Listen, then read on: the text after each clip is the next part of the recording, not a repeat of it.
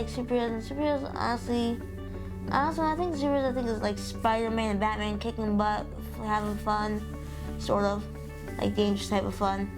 Like kicking butt, flying around, whistling around, and then doing a bunch of these crazy things that no human could normally do. So I honestly seem fascinated by those things. By the way, this guy right here, he's the leader of the whole group. 12-year-old just like me, is me. What's his name? Venom Transporter. That's his name, the VT guy. How'd you come up with the name? Lack of creativity. Honestly, years ago, I came up with the name Venom Transporter. And I came up with like transformed versions of him, which is like Black Venom, Master Venom, Armored Venom. They all have Venom because that's like his main power signature. He basically has the strongest power signature of animals that use poison and venom-based attacks.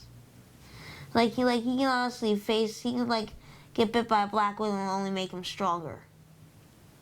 He can get bit by like the most poisonous snake and spider at the same time repeatedly and still just get stronger from those attacks because that's his main power signature. He also communicates with those animals too. Which helps a lot when he's in the middle of danger, he's just trying to stew the animal down. He can communicate with them and understand their thoughts, and they can understand him. Like, each of these characters, they all have the V there that represents Venom. They all have similar power signatures to this one right here. That's why they all have Venom in their name. This one's Venom Healer. He actually can heal people, hence the name Venom Healer. Venom Girl, only girl in the top 5. Venom Combat, he's good with head-to-head combat, and he also good with very well the bow and arrow. He has perfect aim. Like, he'll rarely ever miss. That's how good his aim is. Like, he needs to be super fast in order to miss one of his arrows, in order to dodge one of his arrows. This is Venom Fighter. He's actually the general of the Hero Inc. He's also second in command for some reason. I don't even know why, since he has the lowest intelligence. But his weapon of choice is the freeze ray, obviously. Well, somewhat obviously. It looks like a lightsaber. Like, his weapon of choice is the freeze ray. His weapon of choice is the bow and arrow, but also, he has a weapon of choice, but he doesn't wear it all the time. The swords. But anyway, this is actually my science teacher in real life, by the way. I decided to give them each secret identities, or trying to. So that's my science teacher. I'm going to give that one to my friend, Alex Pulowski. This one's going to be unmentioned. Okay. All this one has yet to come, that's me.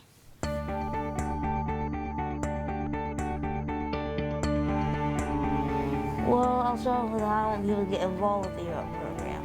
Okay. The Hero program would be, I would like you to get involved by, like there's this thing called St. Baldrick's Shave for the Brave. I really want I want money from the Hero program to go towards like cancer research, like Shave for the Brave, things like that.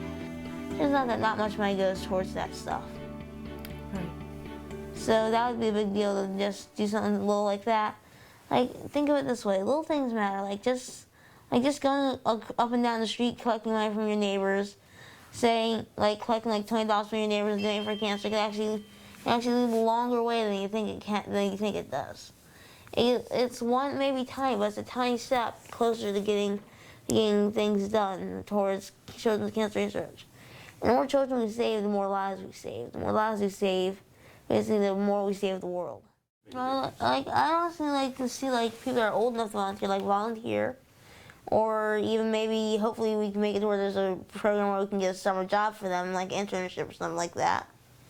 And then like basically where we can get people to see sort of like what it's like to be with a kid with cancer like that. Sort of like Angels 34 does with their volunteers over the summer. But then there's also like ways that you can like donate to the Hero program, I'm sure you can do. And also if you want a copy of the book, go to angels34.org. If you want a copy of the book, that way you can see for yourself how awesome it is. And also see for yourself basically all the heroes and own your own copy.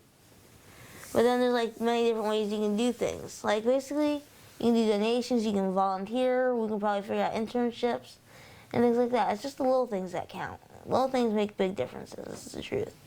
Take it from this book here. It made a big difference in my life. Apparently made a big difference in Doug's.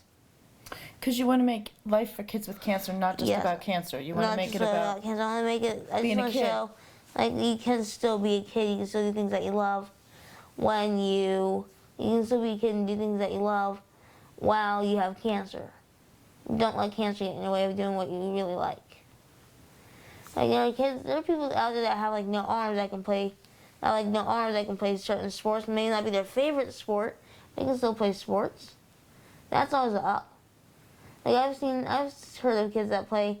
I've heard of people that play soccer and have like only one arm and still play goalie. So it's pretty cool. It's pretty cool what you can do when you put your mind to it.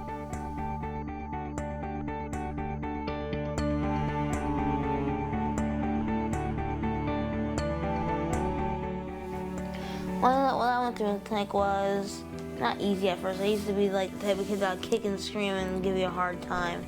A very hard time, if you know what I mean. You've never kicked and screamed in our clinic. Yeah, that's because it's so fun there. Yeah, but at the hospital I do kick and scream and stuff like that. But at the clinic I seem a bit different. The clinic has also set me up with a bunch of different opportunities in my life. Like movie tickets Rose would give me. Again, the Camp can do thanks to Anne Marie, Karen, and a bunch of the other nurses in Rose. Camp Can Do and Doug. And Camp Can Do is like basically a kid with cancer's paradise in the middle of the woods. You get some of the camping experience. You get to choose your activities. You get to do a bunch of things.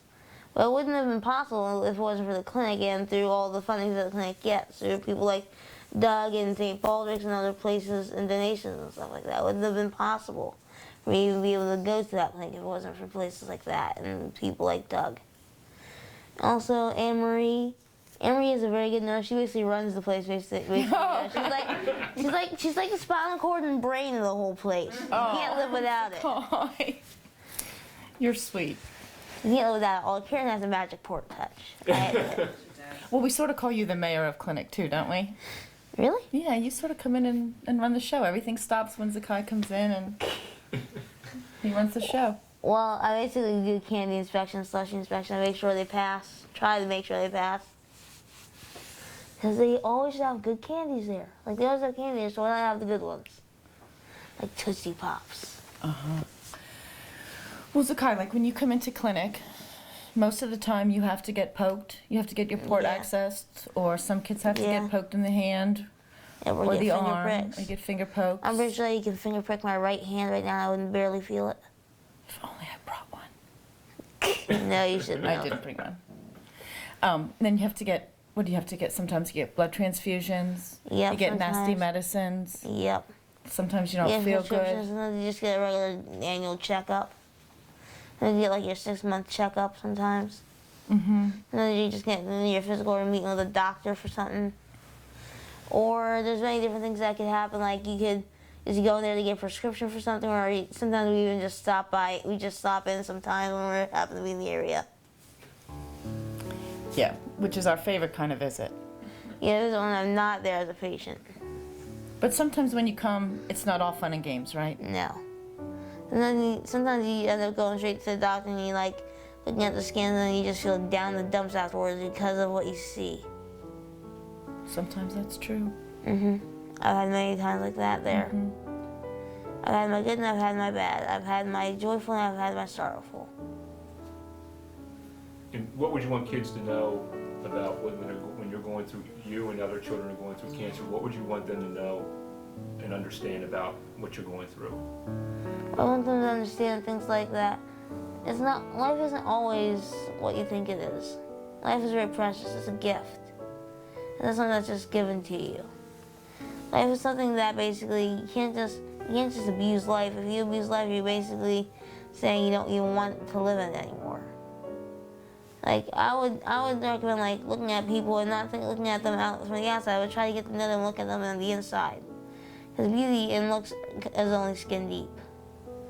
But somebody may look somebody may look happy on the outside, but it can be really hurting on the inside. That's my situation a lot of the times too. I try to show happiness on the outside, but really I'm hurting on the inside.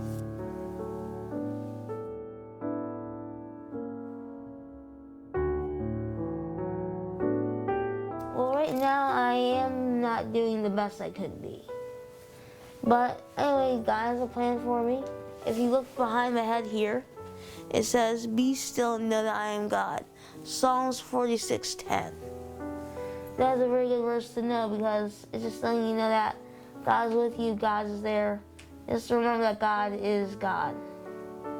That's a good verse to keep in mind because it's letting you know to stay calm and put things in God's hands. That's honestly basically what's got me through a big part of my journey for my whole life, basically.